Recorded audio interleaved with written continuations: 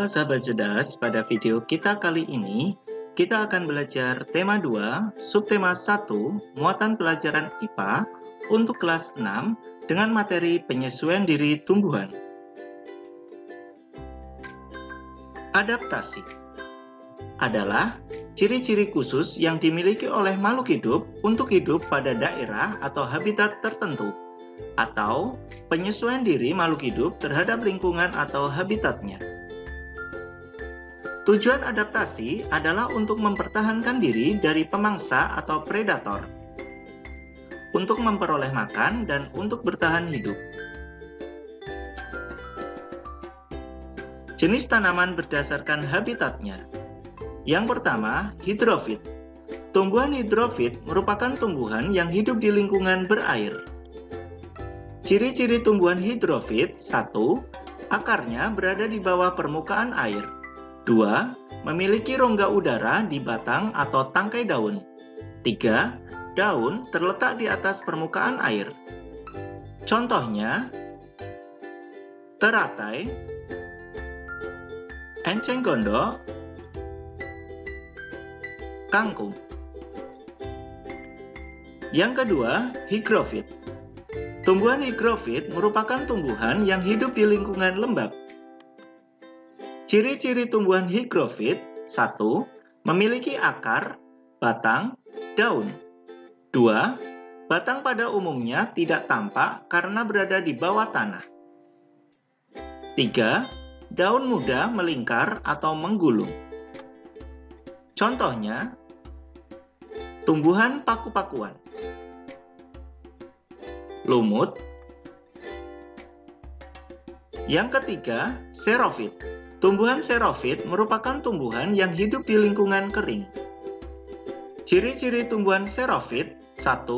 Memiliki daun yang tebal, sempit, kadang-kadang berubah bentuk menjadi duri atau tidak berdaun.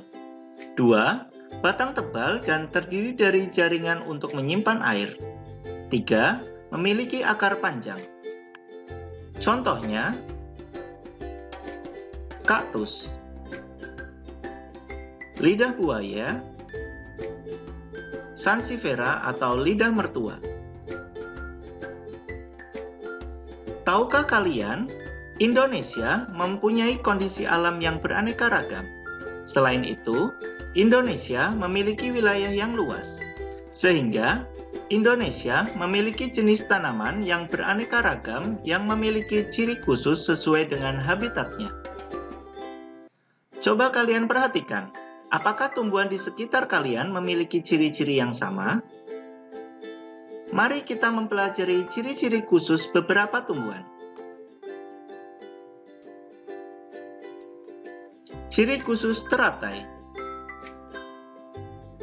Daunnya lebar, bulat, dan tipis, berfungsi agar teratai dapat mengapung dan untuk meningkatkan penguapan air sehingga mencegah tanaman busuk.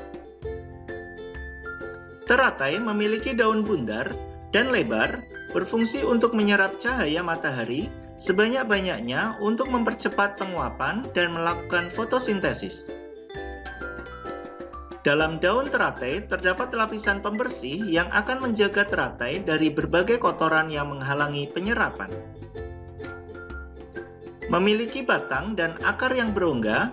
Rongga udara yang terdapat dalam batang teratai berfungsi agar oksigen dapat terbawa secara sempurna ke batang dan akar teratai. Ciri khusus enceng gondok.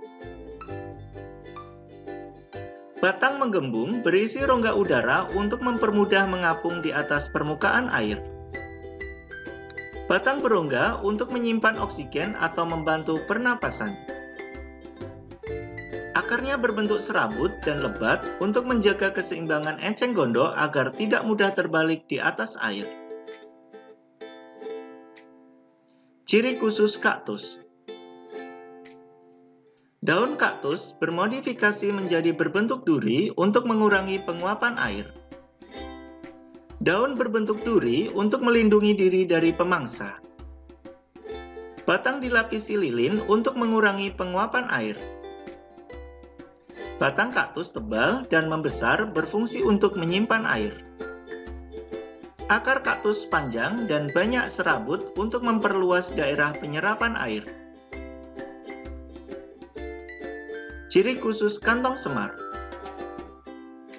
Habitat kantong semar yaitu di daerah rawa yang kekurangan kandungan nitrogen. Daun kantong semar bermodifikasi menjadi bentuk piala atau kantong. Bagian dalam kantong menghasilkan cairan nektar untuk menarik perhatian serangga. Bagian dalam kantong bersifat licin dan lengket berfungsi untuk menjebak serangga. Kantong semar menghasilkan cairan asam proteolase berfungsi untuk mencerna serangga yang terjebak untuk mendapatkan nitrogen. Ciri khusus Venus flytrap.